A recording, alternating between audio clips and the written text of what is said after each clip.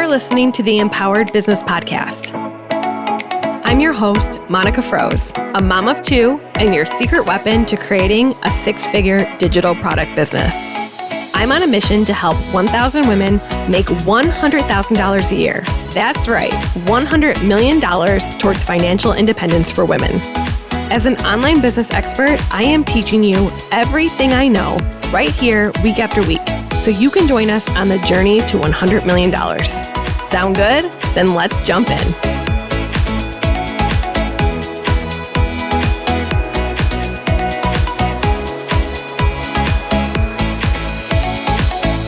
Welcome back to the Empowered Business Podcast. I'm so excited for today's episode because I'm going to take you on a journey through the first 3.5 years of building my digital product business. Every year, I do a year in review email to my email list that gets incredible interaction. I started repurposing these emails into blog posts so people could follow along with my journey. This year, I decided to do my 2020 review on the podcast. But before we talk about 2020 and all of the craziness that happened, I think it's important to cover exactly how I got to this point. So in today's episode, I'm going to cover the important lessons I learned from creating and selling digital products from 2016 through 2019, spanning 3.5 years. Now, if you love hearing recaps of people's businesses, this is an episode you won't want to miss. It's filled with lots and lots of juicy details. Let me just say, I have tried all the things when it comes to digital products. I've done one-on-one calls, group coaching, courses, memberships, spreadsheets, website templates, ebooks, printables, you name it, and I've pretty much done it. I've done live launches, webinars, evergreen launches, and I've created a ton of different sales funnels.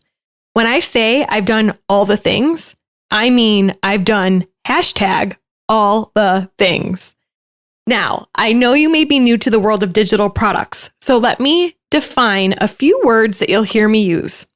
This will make sure that we're just on the same page and that you're not confused about what the heck I'm talking about.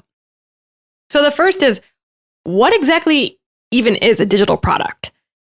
So a digital product is an asset you create once that teaches your knowledge and skills.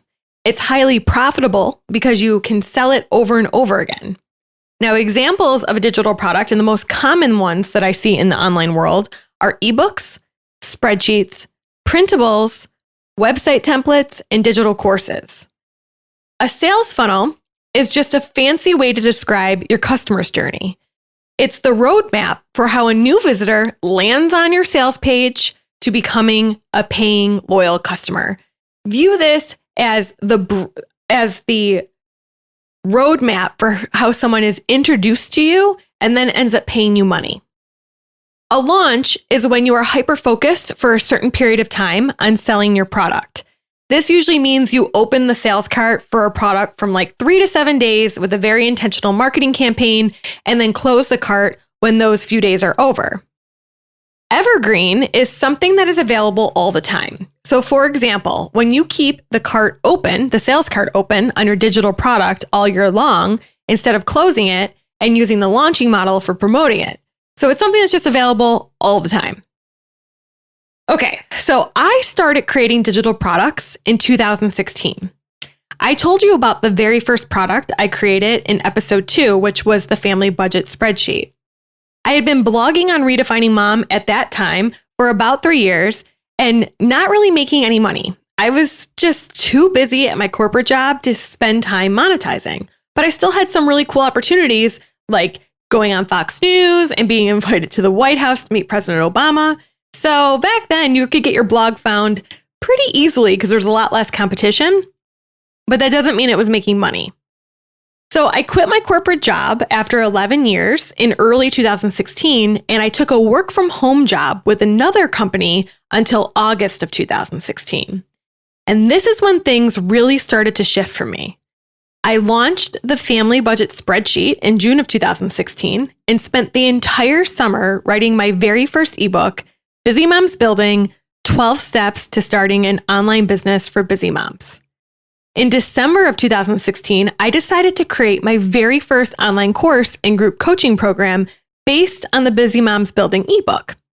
I sold the group coaching program by doing 15-minute one-on-one calls with people who signed up to my email list. By the end of 2016, I had made just over $20,000 with these smaller digital products, and I was antsy to make more so I could replace my corporate income and contribute to our family finances again. So let me tell you the 6 valuable lessons that I learned in 2016. The first was I hated one-on-one calls.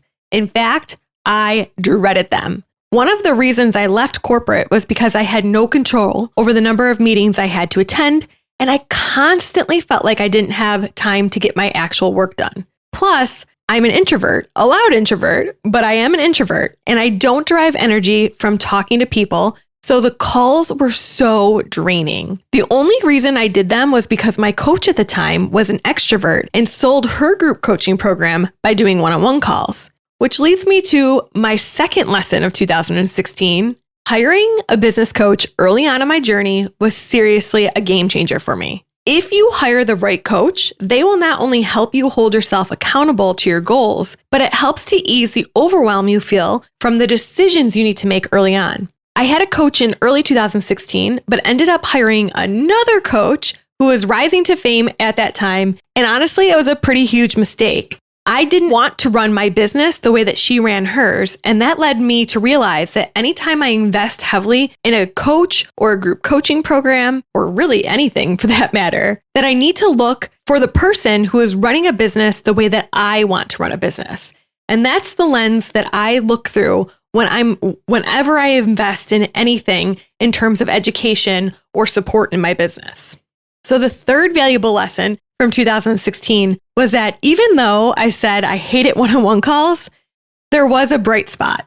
It helped me to get to know my audience super well, which improved my copy, so the words that I wrote in emails, and on my sales pages. I do believe this helped me grow faster in the long run. So I hated it, but I did it, and I honestly don't regret it. The fourth valuable lesson from 2016 was to form your business structure early and protect your brand.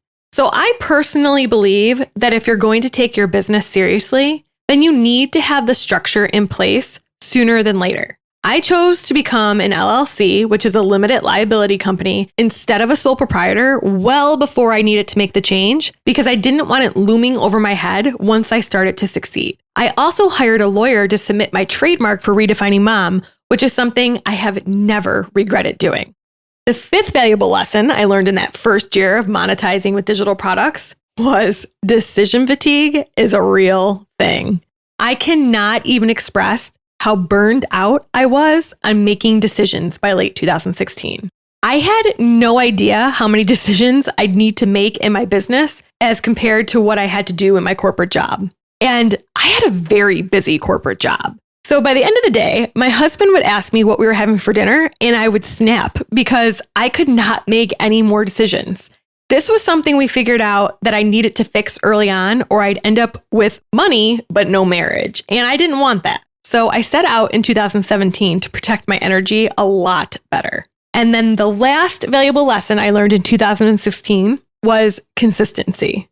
I was very wired to work a typical 8 to 5 workday for years. I thought what I wanted was to work less when I started the business, but that proved to not be true. If I learned anything in those first few years of growing my brand, it's that consistency is the key to long-term growth and success. You have to show up day in and day out if you expect to grow a successful business.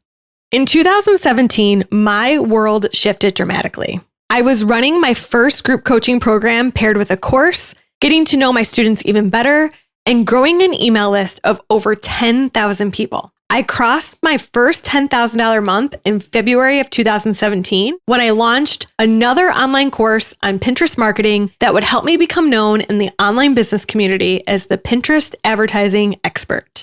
In July of 2017, I found out I was pregnant with my second daughter, which led to 2 major shifts in my life. First, I had to really come to terms with the postpartum PTSD that I had suffered during my first pregnancy. If you are a mom who has or is struggling with postpartum PTSD, I'm going to link to my blog series about this topic in the show notes because I am so very passionate about it and I feel it's not something that's talked about, which makes many moms feel isolated with their struggles. I was also very tired and sick in my first trimester, so I cut back my working hours to 20 to 25 a week while my oldest daughter was in kindergarten.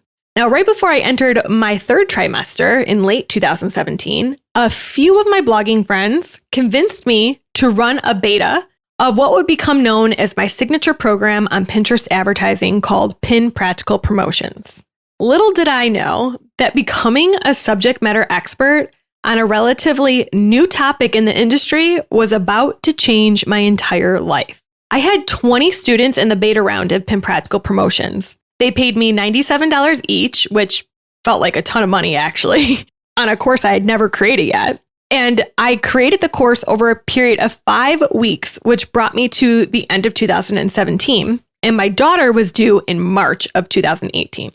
So in 2017, since I worked a lot less, I spent my energy creating sales funnels for my smaller digital products, which would bring in consistent revenue with little intervention from me. I was constantly looking to drive cold leads, so people who didn't know anything about my brand at all, into my funnel, and that's how I discovered Pinterest advertising. At the time, Pinterest ads were really basic, and other bloggers were not interested in paying money when free traffic wasn't all that hard to come by from Pinterest at the time. But I knew that Pinterest ads were going to continue to mature, and the faucet for free traffic would eventually dry up as it does on every platform. My corporate marketing skills were just screaming at me to be constantly looking for the best ROI, which is return on investment for my time. So I ended 2017 making just shy of $100,000 with very few expenses. I brought home almost as much as I made in my corporate job in 2017, which felt incredible. Now let's talk about the 4 valuable lessons that I learned in 2017.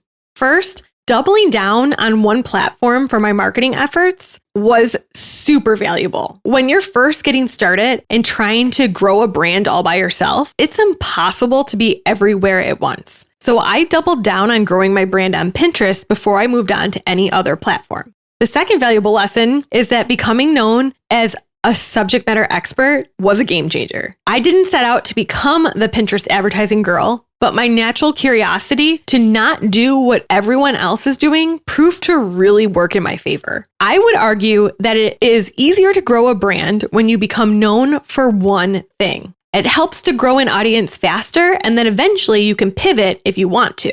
That's exactly what I did in 2020, which we're going to talk all about in my next episode.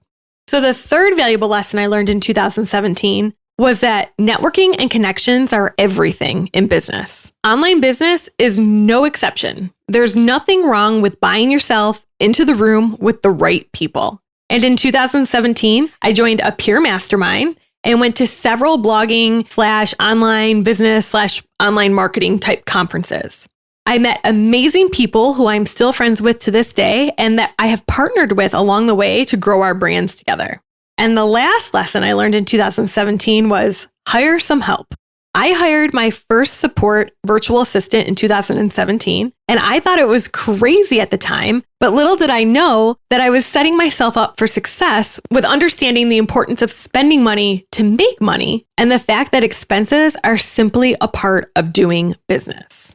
2018 was an incredibly pivotal year in my life. Not only did the business grow dramatically in revenue, but my second daughter was born. In 2018, I started publishing year-end reviews, so I will link to that in the show notes. I also stopped sharing exact numbers. I decided to start sharing percentages instead. I've gone back and forth on this over the years, but it really came down to protecting myself and my family. And also, I think it can be discouraging to hear big numbers without context, especially if you're a new business owner. And percentages really still give you the overall picture of how the business is being run without you getting hung up on what the actual number is. So since I was much more detailed in my year in reviews in 2018 and 2019, I'll recap what I said here for you. And it's actually a pretty fascinating recap because I actually wrote this back at the end of 2018, whereas the recap I just gave you for 2016 and 2017 was based on notes that I had taken at the time, but my conclusions for the early years of my business come more from the hindsight is 2020 mentality rather than how I felt at the time. So as I'm recapping 2018 and 2019, you're going to get a sense of how I actually felt at that time without knowing what was going to happen moving forward. So let's talk about how I made money in 2018. So the revenue, I made multiple six figures in 2018, but it was still under $500,000 a year. So the revenue breakdown works like this. 29% of my income came from affiliate marketing. That's when you recommend other people's products and receive a commission. 70% of my income in 2018 came from my own digital products, and less than 1% came from display ads on my site, which you'll come to know as you get to know me even better that I cannot stand display ads. So I took them off my site and they haven't been on there for about 2 years. I also had a very small amount of money that came in through contract work. I used to manage other people's Pinterest accounts, but as my digital products started to grow, I gave that work up in 2018. Okay, business expenses. So I'm going to recap the major expense categories that I had in 2018, and these are percentages of the overall revenue of what I spent. Okay, so job education. These are things like business coaching, courses. I spent 14.8% of my revenue on job education. I spent 7.2% on advertising like Facebook and Pinterest ads. I spent 6.6% on affiliate payouts, and that means the people who recommended my courses, I paid them a commission for that. Then we have software. Software is super important. Anytime someone tries to tell me that they don't want to invest in a piece of software that's going to make their life easier, it blows my mind because you can't run a business without expenses. So these are things like Lead Pages, which is my landing page builder, ConvertKit, which is my email service provider. I spent 5.3% of my overall revenue on software, which is actually, I just did my 2020 numbers, is still very in line. That's a very consistent number. Travel. Oh, one of the things I forgot to mention is I got to go to Pinterest in 2018. So I did a lot of travel in 2018. I actually think I do talk about this in a little bit further down when we talk about wins and things that didn't work in 2018. But I actually completely forgot until I'm reading my own notes here that I traveled to Pinterest at 11 weeks postpartum. It was a huge shock and it was a huge honor because I had been working really hard on my Pinterest courses that I was selling. So that was in May of 2018. Anyways, back to the point, I spent 5.2% of my total revenue on travel. I did do a lot of travel in 2018. And then finally, I spent 4.6% of my total revenue on contractors, which included a virtual assistant and a graphic designer. Also, this means I did not have a lot of help in my business, and I was making a pretty substantial income at this point, and I had just had a baby. So 2018 was a very interesting year, and I have a lot to say about it because I did an actual recap that year. So I actually can look back and really know what I was thinking as I was going through it. So let's talk about this. What worked in 2018? Looks like I have three main things that worked. First, creating a signature course. So as I mentioned earlier, a few blogging friends of mine pushed me to create a course on Pinterest advertising. I have a knack for analyzing data, and it was evident that there was a lack of resources on how to properly leverage Pinterest ads in the market at the time.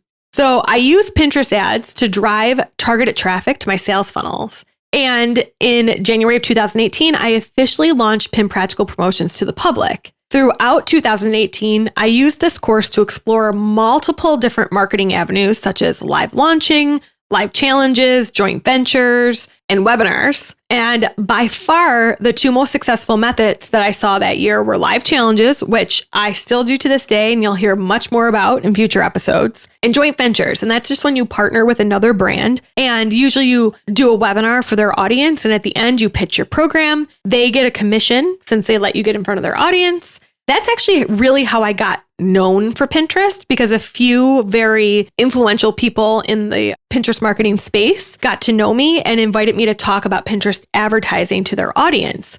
So creating a signature course allowed me to leverage my professional skills from corporate and marry them with something I was truly passionate about, which to me is a win-win. So the second thing that worked in 2018 was affiliate launches. I created an entire course documenting my experience with affiliate launches on Pinterest called Pin Practical Influence. Now that has since been retired, along with all my other Pinterest courses in 2020. I'm going to talk a lot more about that though in the next episode. So I'm not talking about Amazon affiliate links here. I'm talking about open close cart launches that pay out 30 to 50%. So when I recommend someone else's program and the kickback is 30 to 50% commission. Now, in order for this to work, the product has to be closely related to what your audience needs. And my top affiliate launches put me on the leaderboard as one of the best performing affiliates. So let me tell you this, being an affiliate for someone in a program that you really, really believe in your same industry is a really great way to make connections. So if you think about this, if someone is recommending my course to their audience and they sell a decent amount of my courses, I'm going to recognize that. I see that. And that forges a connection between us. So it's a really great way to build brand awareness, especially in the beginning. Okay, so the third thing that worked in 2018 was advertising. It's no secret that I have a love affair with Pinterest ads.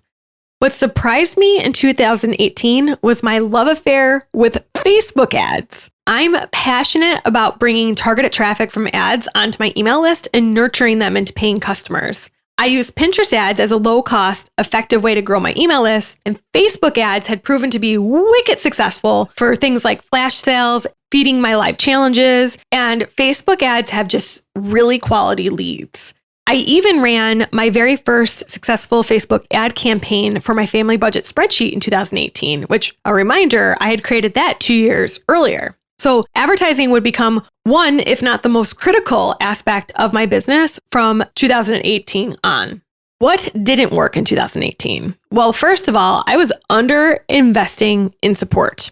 When you go back to those percentages I shared earlier, I invested almost 15% in job education and under 5% in actually getting help inside my business. I was making way too much money to not have help in my business. So that was something I really set out to change in 2019. Another thing that didn't work, traveling way too much. So from late August 2018 to early November 2018, I had been gone for 6 weeks. I mean, I had been home at points during those 6 weeks, but I think I had a trip almost every single week, whether it was the whole week or not. I mean, I was home, but gone a lot. It was literally nutty to do that right after having a baby. Plus, I am a very routine-oriented person, and it takes me several days to get back into the swing of things when I get home. I had a major case of FOMO and I feared that I would slip into postpartum again, so I used travel as a way to avoid my feelings. It really didn't work, and I told myself then that I never intended on traveling so much in a short period of time ever again unless my family is with me. I can't say that I totally stuck to that in 2019, but I can tell you 2020 certainly made me honor this 2 years later.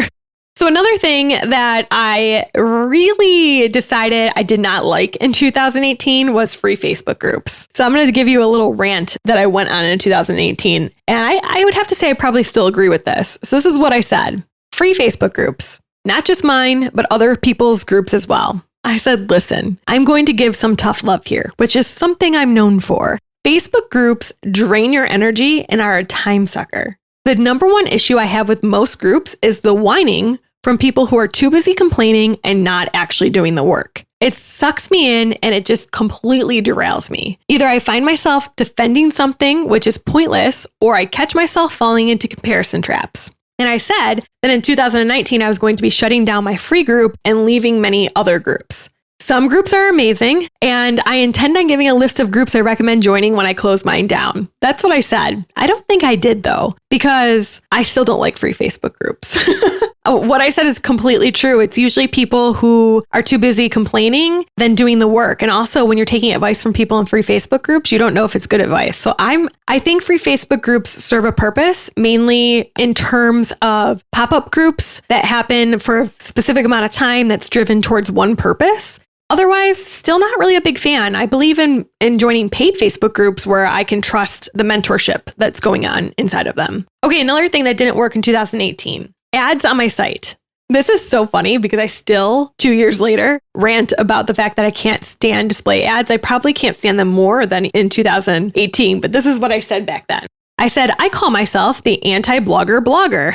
Tongue twister. It's true though. I don't follow most conventional blogging advice. Still don't. I hate writing blog posts. I actually loathe it. I prefer nurturing my email list, creating useful digital products, and building sales funnels. See, I knew myself in 2018. It's exactly how I still feel. I view my blog as a vehicle for people to find me. I did what I needed to do as a blogger to make my blog work for me. This makes display ads pretty pointless for me, and I don't like how they clutter my site. And then I said this month I turned them off. So that must have been, I wrote this in early 2019. So yep, I turned them off, never turned them back on. Don't miss them at all.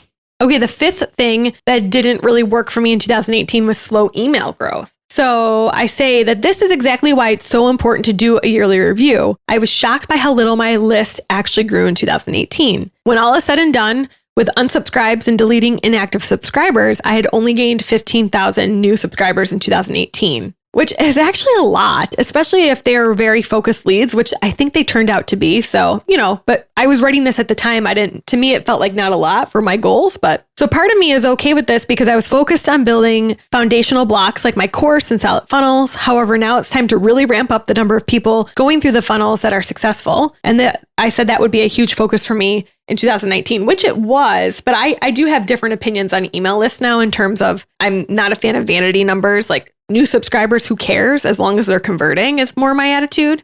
We'll talk about more of that later. So what was necessary in 2018? So first, I became an S Corp. This allowed me to start paying myself on payroll and really set me up for success with hiring my first full-time employee in 2019. I invested in high-level business coaching. So it's a constant struggle for me because of the high expense. And I said that in 2018, and I feel it still to this day, even making more money. However, there is no doubt that every experience I've had with mastermind groups or business coaching has had a meaningful impact on my business. Still holds true to this day. And sometimes the program itself turns out not to be that great, but the connections I've gained have been invaluable. Also still very, very true. All right, maternity leave. That was a necessary thing of 2018. Did you know that Redefining Mom started because I was furious about the lack of maternity leave policies in the United States? It took me 3+ years to process the fact that my postpartum was way worse because of the lack of support offered to new working moms. And it's a huge reason why my kids are 5.5 years apart. I was unwilling to have another baby and be forced back into 10+ hour days within 12 weeks of having a baby. I built my business specifically so that I could have another baby and dictate my own maternity leave. And that's exactly what I did. I fully funded 8+ weeks of maternity leave from my own business profits in 2018. And as a very fun side note, I went on to pay 100% of my full-time employee Haley's maternity leave in 2020, making that story a full circle. I'm very proud of that fact. So one thing I didn't write about in 2018 was that I had my first copycat. I went on to have a lot more copycats in 2019 and 2020, but let me tell you, the first one always gets you the worst. I've learned that there is no way to avoid bad apples in online business, and there will always be someone that decides they deserve to take your hard work for free. Don't let that deter you. Okay, now it's time to move on to our final year for this episode that I'm going to recap, which is 2019. I learned so much about myself and how to run a real business in 2019. I stretched myself in ways I didn't even know were possible. It all started when I went on a 7-day Disney cruise in late December 2018. I had just stopped breastfeeding and my hormones were all out of whack. I'm sure most of you know what I'm talking about right now. I was sitting in the Orlando airport waiting for our flight home, and I felt like I was on the most violent seas I had ever experienced. At first, I dismissed the feeling as typical. I just needed to find my land legs again. Plus, it was my first 7-day cruise, so I figured it impacted me way more than a 3 or 4-day cruise would. Nope. This was just the beginning of what would turn out to be a very trying year for my physical health. I was diagnosed with something called Mal-Day Disembarkation Syndrome. Honestly, I butcher that name, but you can Google it. We'll put it in the notes. This essentially meant that I was walking around feeling like I was on a rocking boat every single day. It put an immense amount of strain on my mental abilities when it came to running a business and really even participating in normal activities. In some ways, I am grateful for the diagnosis because it led me to realize if I wanted to keep growing a business that wasn't 100% reliant on me, that I needed to start hiring. Hiring would prove to be the best decision I made in 2019, and it led to a 2x growth in revenue, which honestly blows me away considering we had already grown by almost 4 times in 2018 while I was having a baby. So here's how 2019's revenue broke down. 10% of my revenue was affiliate marketing, so money I made from recommending other people's services and products. That was 10% of my overall revenue, down from 29% in 2018. And 90% of my revenue in 2019 came from digital products, whereas in 2018, 70% came from there. Let's talk about my expenses in 2019. So the biggest difference was payroll. So overall payroll was me, including one full-time employee who I still have today. Her name's Haley. That was 20.5%. Now, that's different than what I reported it in the 2018 review because I wasn't paying myself on payroll in 2018. My advertising expenses, so Facebook and Pinterest ads, went up from 7.2% to 11.57%. And I also started spending more on other contractors. I had copywriters, web designers. I even hired an operations manager who I love, but it was really preemptive. It was sooner than I needed her. So my expenses for contractors went up from 4.6 in 2018 to 6.7%. Affiliate payouts, so money I paid for people recommending my courses, remained basically the same, 6.4 compared to 6.6. Travel. Okay, so even though my expenses percentage-wise remain the same, right around 5.5%, I did a lot of travel in 2019 again, but I started flying first class. At this point, I consider that to be a big perk of working so hard in my business. And some people would never waste money on that, but I don't view it as a waste. I view it as really, if I'm going to put all this effort into this business, and that's something that really makes me feel like it's worth it. So I do it. Job education. So masterminds and courses. I had made a commitment in 2018 to spend more on my team and less on actually investing in programs because at this point, I really knew what I needed to do. I just needed to execute. So I spent 14.8% of my revenue in 2018 on job education, and it went down to just under 5% in 2019. Software went down slightly from 5.3 to 4% in 2019. Again, that's like lead pages, ConvertKit, all the things you need to actually run a business. Now, I can't compare 2018 profit numbers to 2019 because it's not apples to apples. In 2018, I was sharing numbers based on this equation that most people who start a business is going to view their finances. This is what it was like. Revenue minus expenses, so not including payroll or any profit distributions that I took, minus taxes equals Monica's money. So I took my revenue, I paid my expenses, then I paid the government, and what was left was my money, was my profit.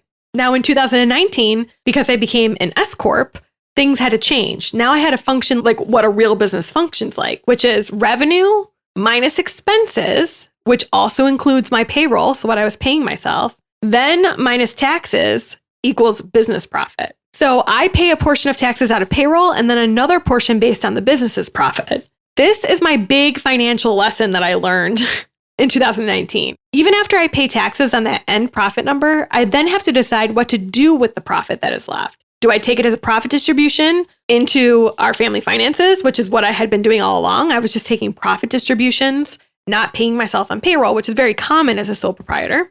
But in 2019, I needed to start accounting for cash flow in the business. Because guess how my payroll and my employees' payroll gets paid?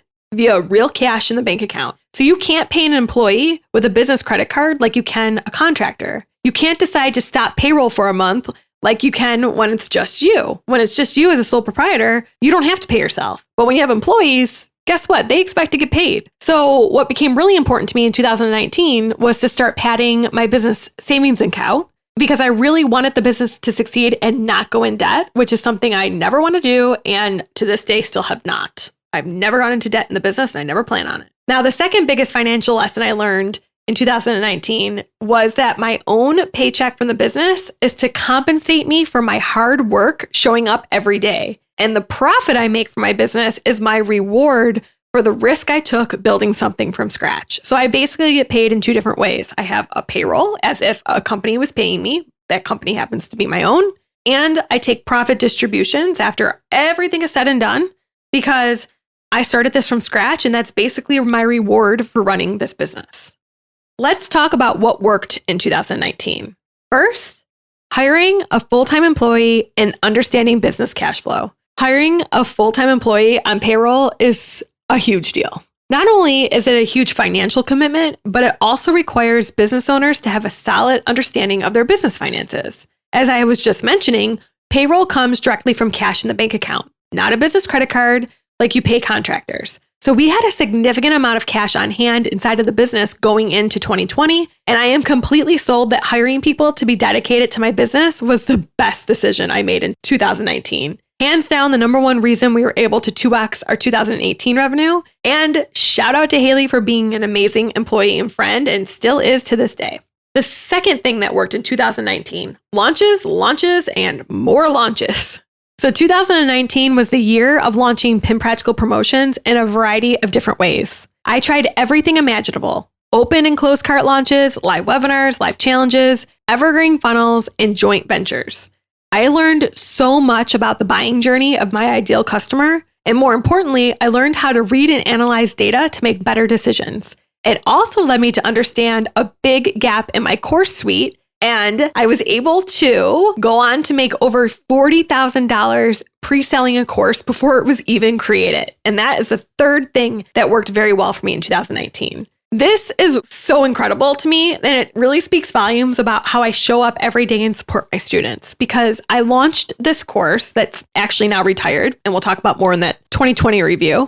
But I launched a course on how to create profitable sales funnels with Pinterest, and I pre-sold it during our Black Friday, our annual Black Friday sale, and we had our biggest revenue month to date at that point. And it was just so amazing because people were trusting me, paying me money before I even had the content created. And that just is a big testament to when you dedicate your energy and supporting the people who pay you money, that you'll have repeat buyers. So the fourth thing that worked in 2019 was I made a commitment to always serve our students first. I spent 2 full years dedicated to making my first major course, Pin Practical Promotions, the best it could possibly be. I refused to create any other products during that time, any major products, I should say, so I could focus on my current students, and that really paid off with loyalty. The fifth thing that worked was I added $34,000 in revenue using something called order bumps. So building a business is really just a big snowball effect. Everything you do builds upon the step before. So I think one of the hardest lessons for a new business owner is accepting that you cannot do everything at once and be everything to everyone. So once I figured out how to make money from sales funnels and how to use targeted paid traffic to get eyes on those funnels, I took the next step of adding an order bump to my checkout shopping carts. I cannot believe how easy it was to set up and what a dramatic difference it made. An order bump is an enhancement to a product. So for an example, I sell the family budget spreadsheet for $17. On the checkout page, I offer you my holiday planning spreadsheet for $7. That's an order bump. You can take it or not. If you take it, the average price of the cart increases, meaning more money, more profit. So the sixth thing that worked in 2019 was I spoke at a conference called FinCon. It's a financial bloggers conference, and I hosted a community happy hour. This was one of the best highlights of 2019. I had a panel with 4 of my good business friends, and we talked all about Pinterest, and our panel decided to host a community happy hour during the conference, which had an amazing turnout and really helped me see how far I had come in my business, because a lot of people who had been following me for a lot of years came up to me and they recognized me, which it was actually really incredible and made me feel incredibly lucky to be doing what I'm doing every day, because I was told stories of how I impacted people and changed their lives. And it was just incredibly humbling. And honestly, I would hope that anyone who starts an online business has an opportunity to meet people who follow them, because it's just a life-changing experience. Okay, number 7. The 7th thing that worked in 2019 was I paid off credit cards and flew in those lay flat first class seats to Paris with my husband. Whoa, this was an experience in a good way and kind of in a bad way. I'll talk about why it wasn't good later on, but what was good about it was I started this business with the intent of providing a better life for my family, and it has far exceeded my expectations and brought some really awesome opportunities. In 2019, we were able to pay off all of our credit cards thanks to using our family budget spreadsheet system and the business profits. Plus, my husband and I treated ourselves to the first class seats to Paris, and it was an incredible experience, also a terrible experience, but hold on, I'll get to that in a minute. So let's talk about what didn't work in 2019. Drum roll, because here it's coming. Working and traveling too much to the point of burnout. So I was experiencing some pretty severe health issues, like I mentioned earlier. And when we went to Paris, I ended up spending most of the trip with 103-degree fever. In September, I barely worked because we all came down with the stomach bug. Ooh, it was brutal. It was actually on the heels of me launching a really big group coaching program. So it was very stressful as well. And of course, I did what I am known to do, which I traveled way too much. I honestly really have a tough time saying no to cool opportunities. And I'm still working on drawing boundaries around my work and family time. And that's the same thing I said in 2018. And then coronavirus happened and pretty much forced us to not go anywhere. So the second thing that didn't work in 2019 were legal battles, copycats, and haters. Oh boy. So I am not sure if this fits under what didn't work, but it definitely fits under this sucks. An unexpected side effect of doing well in the online space is the crappy people who lack ethics and common sense. And I still maintain this in 2020 and 2021 as well. I am fine with haters for the most part because I understand not everyone will like me. And it's true because I have a very strong personality.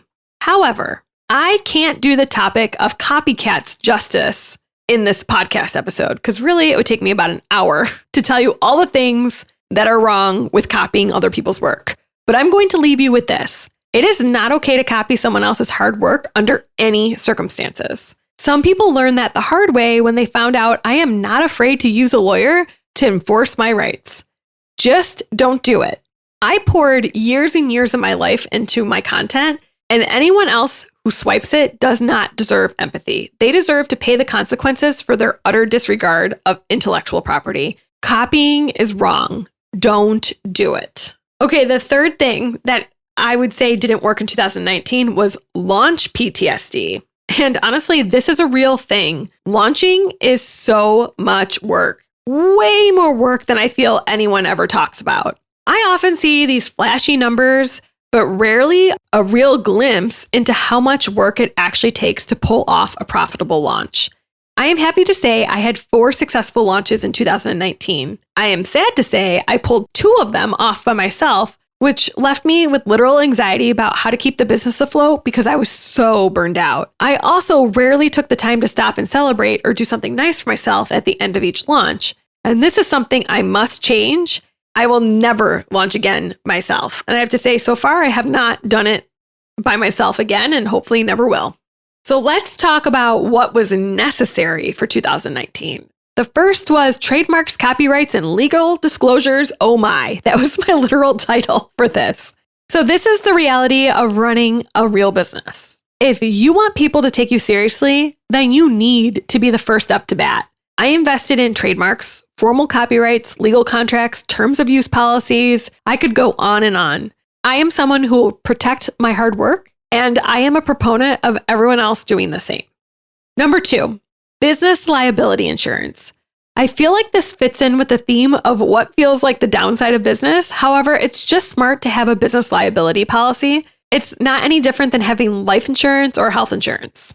Number 3, the third thing that's necessary that I did in 2019, I up-leveled my accounting and bookkeeping. More money means I needed to have a tighter grip on my finances, so I hired an amazing bookkeeper who is helping me be more proactive with financials, and my local CPA is awesome as well, and he handles all my taxes, and also my CPA office handles our payroll.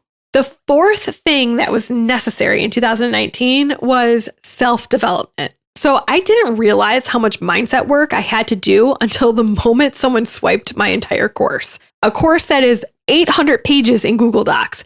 A course that I poured my entire 3 years into.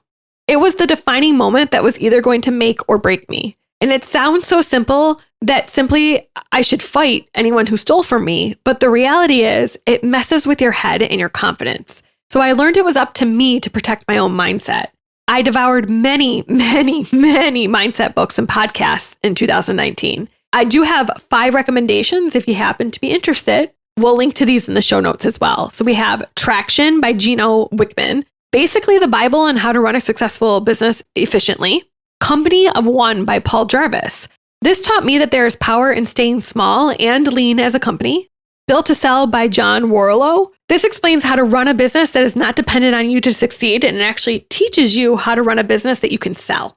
Then I read Profit First by Mike Michalowicz. It's a financial system for managing your business finances. I have to say a lot of my friends follow this. I don't, but I think it taught me a lot about understanding how business finances work. So definitely a good read. And probably my favorite read of 2019 was Building a Story Brand by Donald Miller, which is a brilliant system for connecting with your community by positioning your brand the right way with storytelling.